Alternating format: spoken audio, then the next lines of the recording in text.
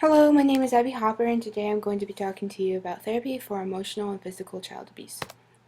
So, what's the problem? There are tons of therapies out there for children who experience emotional and physical child abuse, and I wanted to know which one was the best for children who experience child abuse.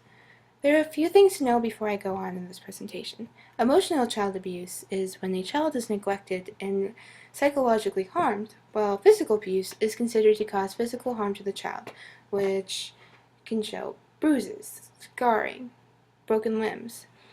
Physical abuse is at a high of 28.3% in the United States, while emotional is third in the United States, and, and is at 10.6%.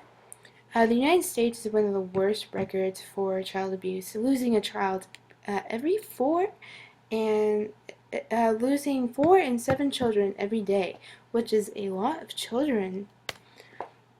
So I conducted a little mini survey, and this survey had 10 random adults from the University of Northern Colorado, and this information provided some insight on child abuse and therapy.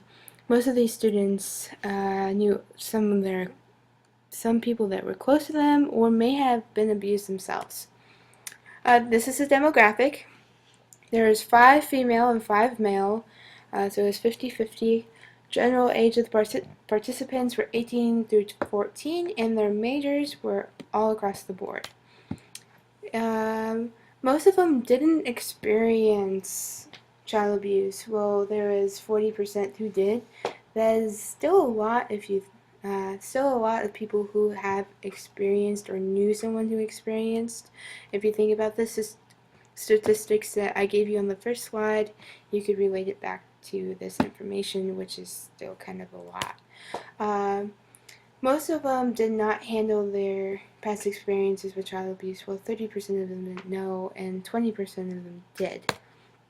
And 90% of them would consider therapy for child abuse. Well, 10% of them said no, which was really, I guess, how could I say this, weird to me, considering that the implications for not taking therapy for child abuse is, becoming a child abuser yourself. So what kind of therapy is there, and how does it work? Well, a study by Dr. Kim Jina showed the impact of music therapy for children who were school age, 7 to 12, and who suffered from child abuse, mostly from neglect and poverty in South Korea. And so they would come in, sit down, listen to music, and it showed that they were getting better and their behavior changed. The second therapy is animal therapy, and this helps with children who are having insecure attachment due to physical and emotional abuse. There are tons of therapies out there. One of them I actually know of here in Colorado would be Hearts and Horses. They help with children who experience drug abuse, child abuse.